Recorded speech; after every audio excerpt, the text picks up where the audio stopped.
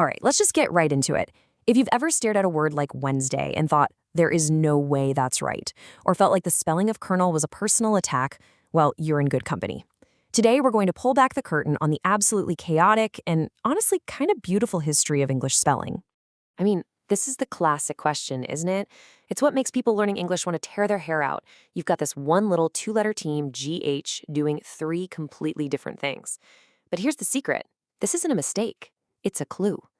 Each one of those spellings is like a little fossil, a ghost of a sound that people used to make, but has long, long since vanished.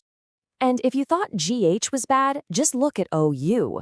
In tough, it's uff. In though, it's O. For through, it becomes oo. And in brought, it's ought. It's like a linguistic crime scene, really. And to figure out what happened, we've got to become detectives and travel back in time. So here's our game plan. We're going to start way back when English spelling actually made perfect sense. Then we'll hit the three major historical events that completely broke it. After that, we'll see how some very smart scholars tried to fix things and only made them worse.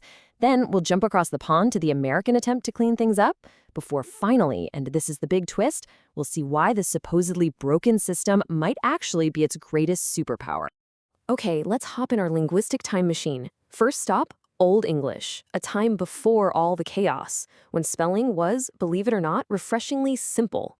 That's right, you heard me. For the Anglo-Saxons, spelling was easy. If you wrote a letter, you said the letter.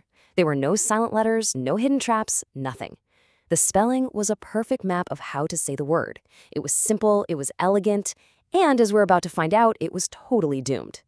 And this just shows you everything you need to know.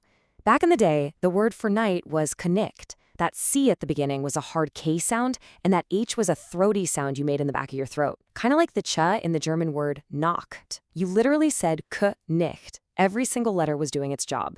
Fast forward to today, and the K and GH are just sitting there, completely silent, like little historical tombstones. So what on earth happened? Well, what happened was a series of historical disasters for spelling. Three huge events came along and just shattered English's beautiful phonetic system. It was a real triple whammy of linguistic chaos. First up, 1066. The Norman conquest brings a flood of French words and, more importantly, French spelling rules. That's why we write queen with a Q instead of the Old English CW. Next, starting in the 1400s, you get something called the Great Vowel Shift. Basically, over a couple hundred years, all the long vowel sounds in English started to, well, shift. So a word that sounded like gaze slowly turned into geese. But the spelling, Geese, never changed. And finally, the knockout blow. The printing press arrives and freezes everything, locking in all these weird new habits and inconsistencies for good. Now, the printing press had some really specific kind of weird side effects. The first printers in England were often from Flanders, which is modern-day Belgium, and they brought their own Dutch spelling habits with them. You know that random H in the word ghost? Yep, that's a Flemish import. And get this, typesetters were often paid by the line. So, to make a line of text stretch to the end of the margin, they'd sometimes just add extra letters to words. These weren't language experts making decisions, these were business decisions that accidentally became permanent parts of English. But the story doesn't end there.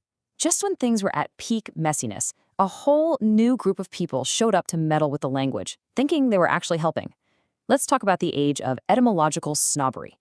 Okay, so during the Renaissance, everyone was obsessed with ancient Greece and Rome. Latin and Greek were seen as these perfect, prestigious languages. And English, well, it was seen as a bit clumsy. So scholars decided to improve English by making its classical roots more obvious. They started sticking silent letters into words just to make them look more like their Latin ancestors. It was all about showing off how educated you were, and it just added another layer of silent, confusing letters to the mix. Just look at these examples. The word debt was spelled D-E-T-T-E, which makes perfect sense. But these scholars knew the Latin root was debitum, so they wedged a silent B in there to show it. Same thing happened with doubt. But here's my favorite part. Sometimes they were just plain wrong. The word was island, a perfectly good word, but they thought it must be related to the Latin word insula, so they added a silent S. The thing is, it's not related at all. That S in island is there completely by mistake. Now, with all of this inherited chaos, it's no surprise that people tried to clean it up. And the most successful attempt by far came from a newly independent America, led by a man named Noah Webster. See, Noah Webster wasn't just writing a dictionary, he was a patriot. He wanted American English to be a symbol of its independence from Britain. So he didn't invent brand new spellings, he just looked at the options that already existed and chose the simpler, more logical ones. Dropping the U from color, swapping RE for in theater. It was a very deliberate political statement that created the big split we still have today. But most spelling reform ideas have been, let's be honest, spectacular failures. Benjamin Franklin tried to create a whole new alphabet. President Teddy Roosevelt tried to force 300 simpler spellings like toe and through on all government documents, and the public basically laughed him out of the room. And Melville Dewey, the guy behind the Dewey Decimal System, was so passionate about it, he tried to legally spell his own name D-U-I. It turns out people really, really don't like being told how to spell. So for this whole time, we've been talking about English spelling like it's a problem, like it's broken. But now I want you to consider a radical idea. What if its messiness, its inconsistency, is actually its greatest strength? What if it's a feature, not a bug? I love this quote because it perfectly captures what English is. It's a glorious mongrel of a language. It's a thief. It has Germanic bones, a French wardrobe, and pockets stuffed with Latin and Greek. And our spelling is the story of that messy, wonderful, multicultural heritage. And this is the absolute key to everything. The main job of English spelling is not to tell you how a word sounds. Its main job is to tell you what a word means and where it came from. It's designed to preserve the little building blocks of meaning, what linguists call morphemes, even when the way we say them changes over time.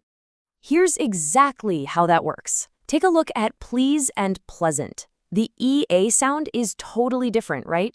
But the spelling of that root stays the same, so our brains instantly see the connection. It helps us tell the difference between homophones, words that sound the same but mean different things, like right, and right. And it preserves those meaningful roots, like phone, which always tells you something has to do with sound, whether it's a telephone, a microphone, or a saxophone. A system based purely on sound would erase all those powerful visual clues. And here's why this is so important right now. We live in a world where there are hundreds of different English accents and dialects. This messy historical spelling system is the glue that holds it all together. It's the universal written standard that every speaker can use. Think about a simple word like water. Someone from London might say water. Someone from New York might say water. If our spelling was purely based on sound, they would have to write it completely differently. But because we've all agreed to just spell it W-A-T-E-R, we can all understand each other perfectly in writing, no matter how different our accents are. So when you put it all together, you realize English spelling isn't broken at all. It's a living museum. Every silent letter, every weird combination is an artifact. It's a map that contains the entire sprawling history of the language, every invasion, every scientific discovery, every fashionable trend from the last 1,500 years. Which brings us to one final big question. If we actually decided to fix English spelling to make it perfectly logical and phonetic, whose English would we pick? The Queen's English, a California accent, Australian English, Scottish? That beautiful mess, as it turns out, might just be the one thing that keeps this global language from flying apart.